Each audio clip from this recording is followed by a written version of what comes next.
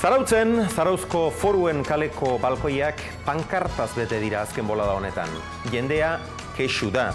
Hainbesteko zaratarekin eta kiratsarekin ez omen dago ongi bizitzerik.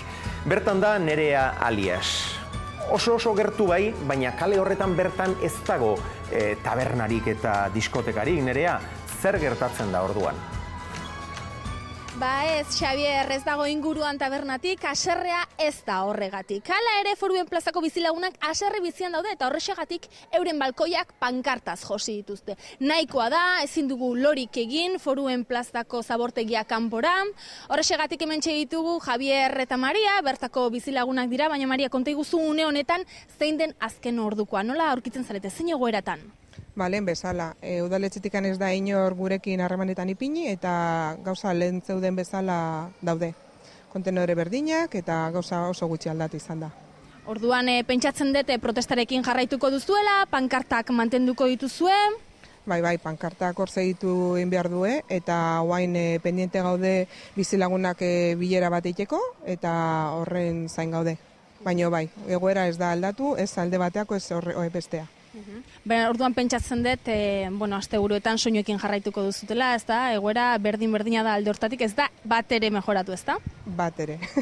Lehen geunden bezala hor segitzen dugu, así que udaletxetik zeo zer azkenian konponbideo eta aurkitzen dugu danon artian, porque zeo zer ateain behar da hemendikan. Ikusten da bintzat humorez hartzen dezuela? Bai, azkenian hori behar dugu, así que bai, behar dugu. Ba, Maria eta Javier, mil esker, ikusi dugu bizilagunen testigantza hause, baina hau bakarrik ez, udalarena ere jaso dugu, beraiekin egon gara eta beraiekin bakarrik ez, kalean ere, herrian hiriko iritziak, zarauztarrenak jaso ditugu, ikusi.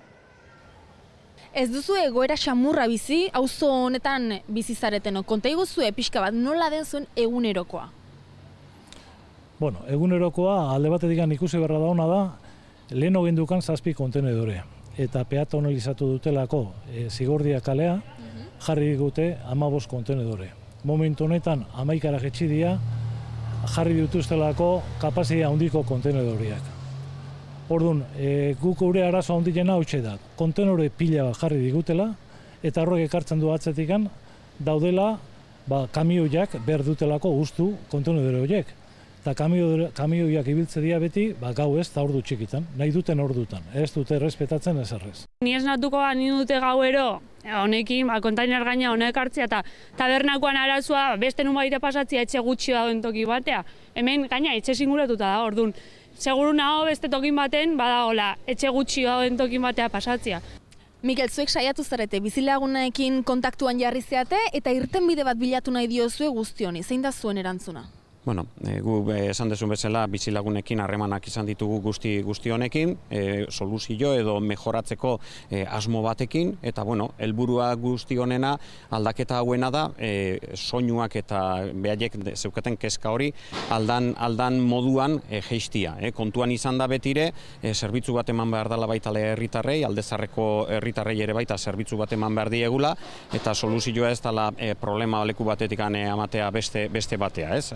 Asmoa da txukuntasun bat mantentzia, kontenedorek aldan soinu gutxina ateatzia jasotzeko orduan, eta zamalan horiek ere baita nolabaiteko kontrol bat egotia. Hain dauden udalekuan nahiko irikiak ikuste ditut bizilagunekin negoziatzea, eta iruditzen zait aiatuko iala soluzio batea, bai, iruditzen zait baietz. Akordio batetara orduan iritsiko zatez, Mikel? Pazientzia pixkat eta poliki, ez da? Nik uste bai, seguro baietz. Hortarako lania nahi geha eta pazientzi pixkatekin lortuko deu.